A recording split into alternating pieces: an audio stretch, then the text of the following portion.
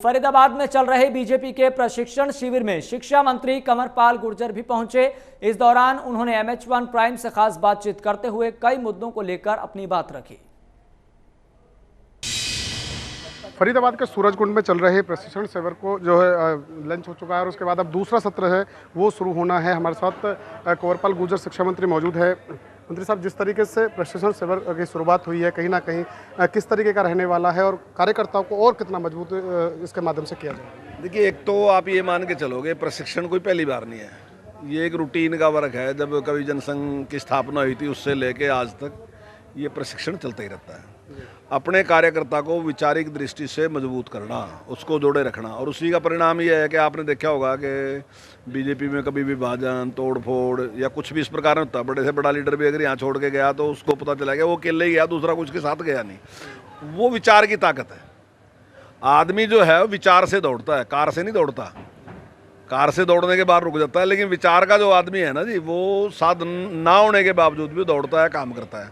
तो हम उस विचार को लेके चल रहे हैं। तो उस विचार के बारे में ही जो हमारे यहाँ वक्ता हैं वो हमें सारी बात रखे हैं, उस पर विचार करते हैं। उनको हर व्यक्ति को एक विषय दिया हुआ, उस विषय पर बात रखेंगे।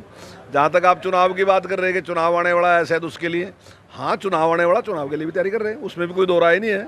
लेकिन केवल चुनाव के लिए नहीं है, ये एक बौद्धिक वो है कि व्यक्ति अपने विचार से जुड़ा रहे। जिस तरीके से हम देखते हैं कि आमतौर पर भी कहीं ना कहीं बीजेपी की ये कोशिश रहती है कि अपने जो कार्यकर्ता को लगातार मजबूत कहीं ना कहीं करना है।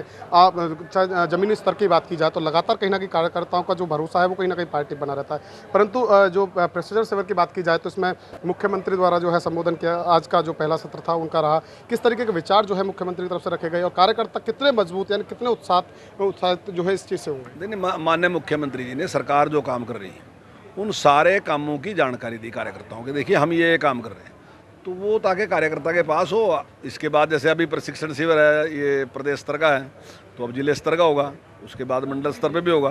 तो ऐसा रूटीन वर्क है, होता रहता है। तो वो ताकि वो जानकारी आगे भी कार्यकर्ताओं के पास रहे। कई बार क्या होता है, हम काम भी कर रहे हैं लेकिन कार्यकर्ता को उसकी जानकारी, अब उस बात को लेके कौन जाएगा जनता के बीच में? कार्यकर्ता लेके जाएगा।